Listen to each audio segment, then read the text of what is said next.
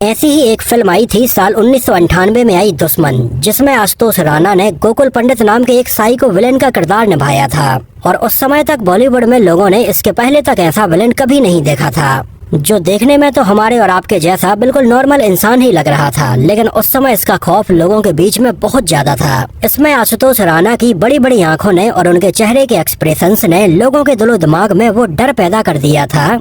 खासकर से बच्चे साइकिल से घर पर चिट्ठी देने आने वाले पोस्टमैन से, न्यूज़पेपर वाले से और दूध वाले से तक डरने लगे थे। उस समय आई फिल्म दुश्मन एक बहुत ही अलग हटकर फिल्म थी, जिसमें आशुतोष राणा की बेहतरीन एक्टिंग के साथ ही साथ हमें काजोल की भी डबल रोल में बेहतरीन एक्टिंग देखने के लिए मिली थी। और साथ ही साथ खूबसूरत गानों से सजी हुई ये फिल्म आज बॉलीवुड की कल्ट फिल्मों में गिनी जाती है, जो रिलीज हुई थी 29 मई 1998 को गर्मियों के समय में।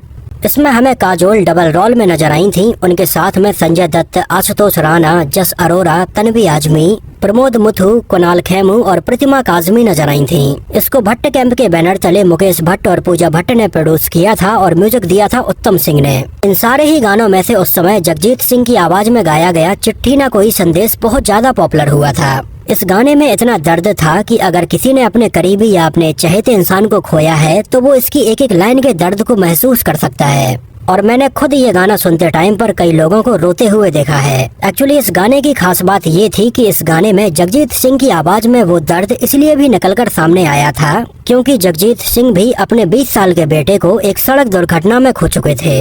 ये 1990 की बात थी। इसका इतना गहरा सदमा जगजीत सिंह और उनकी वाइफ चित्रा को लगा कि एक साल के लिए तो उन्होंने गाना ही छोड़ दिया था। हालांकि आगे चलकर जगजीत सिंह तो धीरे धीरे गाने गाने लगे थे, लेकिन उनकी वाइफ चित्रा ने इसके बाद से कोई भी गाना रिकॉर्ड नहीं किया। और इस घटना के लगभग 8 साल बाद जब जगजीत सिंह को दुश्मन के गाने चिट्ठी ना कोई संदेश, ना जाने वो कौन सा देश जहां तुम चले गए, इस गाने को रिकॉर्ड करवाने के लिए बुलाया गया और जगजीत सिंह ने जब इस गाने को पढ़ा तो पढ़ते टाइम पर ही उनकी आंखों में आंसू आ गए थे। और जब जगजीत सिंह ने इस गाने को गाया तो उन्होंने केवल इस गाने को गाया नहीं, इसकी एक एक लाइन में वो इतना दर्द लेकर आए कि इस गाने को नॉर्मल इंसान भी अगर एक बार अपने पूरे दिल से सुन ले तो उसकी आंखें भी नम हो जाएंगी। खैर आगे बढ़ते हैं। गानों के लिरिक्स लिखे थे आनंद बख्शी साहब ने और जगजीत सिंह के अलावा इसमें आवाजें थीं लता मंगेशकर, उदित नारायण, कुमार सानू, शंकर महादेवन और आशा भोसले की। एक्चुअली फिल्म दुश्मन एक रीमेक फिल्म थी साल 1996 में आई एक American psychological thriller film Eye for an Eye की।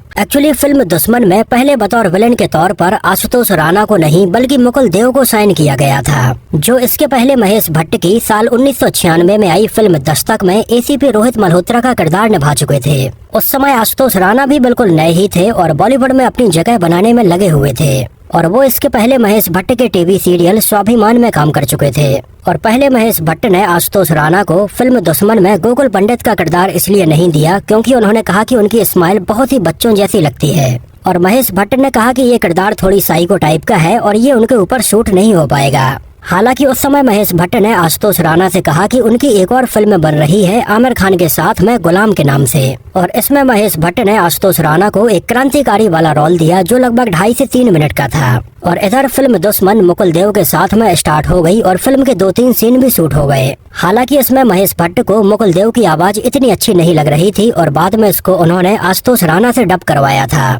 लेकिन जब महेश भट्ट ने और पूजा भट्ट ने आशुतोष राणा का फिल्म गुलाम में ये लगभग 3 मिनट का रोल देखा तो उन्हें ये बहुत ज्यादा पसंद आया और उन्होंने तुरंत आशुतोष राणा को बुलाया और कहा कि वो इसमें गोकुल पंडित का रोल निभाएंगे। और उस समय महेश भट्ट के द्वारा एक बार रिजेक्ट कर दिए जाने के बाद में उन्हीं के दोबारा बुलाए जाने पर आशुतोष राणा को यकीन नहीं हो रहा था। और इस बारे में उस समय आशुतोष राणा ने कई बार उनसे कंफर्मेशन किया कि आप बिल्कुल श्योर हैं कि इसमें गोकुल पंडित का रोल वही निभाने वाले हैं। तो महेश भट्ट ने कहा कि हाँ, इसमें गोकुल पंडित का रोल आशुतोष राणा ही निभाएंगे। तो आशुतोष राणा ने अपनी खुशी का इजहार करने के लिए महेश भट्ट से पूछा कि क्या वो एक बार जोर से चिल्ला सकते हैं। तो महेश भट्ट ने कहा कि हाँ बिल्कुल चिल्ला सकते हैं। तो आशुतोष राणा ने उसी बंद कमरे में एक बार जोर से चिल्लाया। इसके अलावा पहले इसमें लीड एक्ट्रेस के तौर पर काजोल की जगह पर श्रीदेवी को अप्रोच किया गया था, लेकिन उस समय 6 मार्च 1997 को उनकी बेटी जानवी कपूर का जन्म हुआ था और वो फिल्मों में अभी काम करना नहीं चाहती थीं। श्रीदेवी जी के बाद में एक समय इसमें मनीषा कोइराला को भी अप्रोच किया गया, लेकिन उस समय मनीषा कोइराला अपनी और दूसरी फिल्मों में बिजी होने की वजह से इसमें काम नहीं कर पाई थीं।